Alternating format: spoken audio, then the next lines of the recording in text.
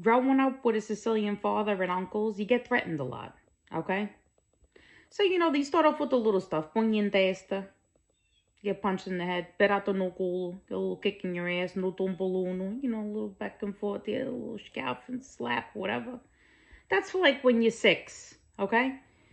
Then you graduate to the big stuff, because then you get big and stupid, okay? Then it turns into discano, which some people use it to be skinned alive, which is very sweet, or just to be slaughtered. Which 10-year-old doesn't want to hear that they're going to be slaughtered? Very kind. It's just very gentle parenting. And then you have tamatsu, okay, which some people will think is I'll kill you, but numatsu is a stick, and you get beat with a stick, okay? So it's just, very gentle. But here I am. I'm good. Am I normal? That's a different video. All right, we'll talk.